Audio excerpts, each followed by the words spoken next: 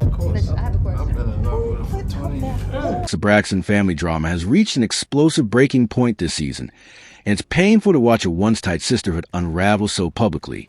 What began as a routine family dinner quickly spiraled into accusations, screaming, and physical confrontation, dragging decades of unresolved wounds into the spotlight.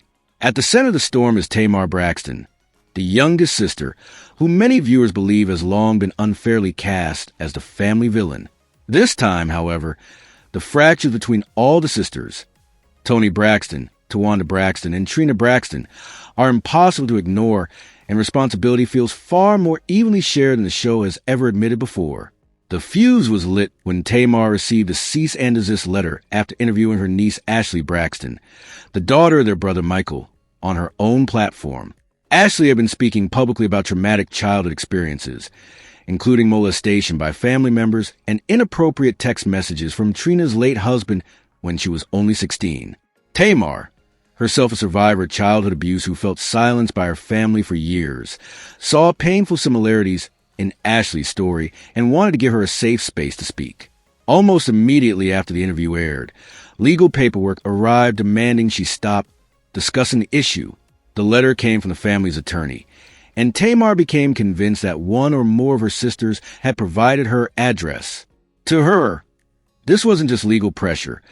It was an attempt to shut down both the conversation and her business. When Tamar confronted her sisters at the now infamous dinner, none of them took responsibility. They denied involvement and insisted she was overreacting. That denial triggered Tamar deeply because it felt like history repeating itself. Another generation of Braxton women being told to stay quiet about abuse. She erupted, screaming that her own trauma had been minimized for years and that she refused to let the same thing happen to Ashley. Things became even more volatile when Tamar revealed that Toni had previously suggested bringing Ashley onto Braxton family values, so everyone could hear her side. Tamar remembered those conversations clearly and felt betrayed when Toni denied them on camera. In her confessional, Toni partially walked it back, admitting she mentioned it casually but never intended Tamar to take it seriously. Viewers immediately noticed the contradiction. Many believed Toni was trying to avoid conflict with Tawanda, Trina, and possibly their brother Michael, who did not want Ashley's allegations discussed publicly. By distancing herself, Toni effectively threw Tamar under the bus in order to keep peace within the family. As the argument escalated, money became the next battleground.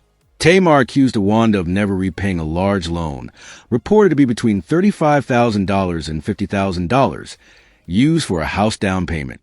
Tamar pointed out that when Tawanda later filed for bankruptcy, Tamar was listed as a creditor, contradicting Tawanda's claim that the money had been a gift. Tamar also discovered that Tawanda had secretly added phone lines to her family plan and charged them to Tamar's credit card for years without her knowledge. Furious, Tamar shouted that her sisters only cared about her when the cameras were rolling, and they needed her paycheck to keep the show alive. Tawanda's response shocked viewers. Instead of addressing the financial accusations, she deflected by accusing Tamar of sleeping with one of Toni's former partners. Though the name was bleeped, longtime fans believe she was referring to Toni's second ex-husband. Reviving a decades-old rumor did nothing to address the money issue and only inflamed tensions further. The accusation stunned Tamar and sent Toni into a rage. She jumped up from the table, ready to fight. The restaurant scene descended into chaos. Sisters standing, yelling, pointing. Fingers, until security intervened. The most disturbing moment came when Tamar, feeling cornered and triggered, physically lashed out. She grabbed Trina's hair and kicked her after mistakenly believing Trina had pushed her. Tamar later admitted the reaction was impulsive and said she needs to work on emotional regulation. Still, many fans argue the violence did not come out of nowhere. Tamar had been provoked, gaslit, and had her trauma weaponized all night. Tawanda immediately threatened to press charges, which many viewers saw as proof of deep-seated resentment rather than simple frustration. Toni shut that idea down quickly, saying she would never call the police on her sister no matter how heated things became. Beneath the screaming lies decades of unresolved pain.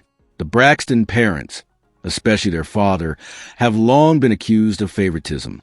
Toni, as the superstar eldest daughter, and Tamar, as the baby of the family, received more attention and resources. Tawanda, the outspoken middle child with darker skin, has spoken about feeling overlooked. Some relatives have even claimed Tawanda and Trina harbored jealousy toward Toni and Tamar for years. Colorism, unequal opportunities, and resentment over Tamar leaving the family singing group for a solo career all feed into today's dysfunction. Ashley's story remains the most heartbreaking. She has alleged childhood molestation, abuse from her father and stepmother, the tragic loss of her sister to overdose, and being blamed for inappropriate advances she received as a minor.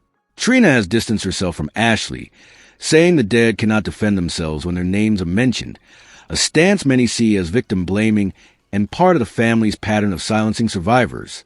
Only Tamar and their late sister Tracy were willing to listen and amplify Ashley's voice, and they paid for it with estrangement from the rest of the family. Financial exploitation runs through the conflict like a dark thread.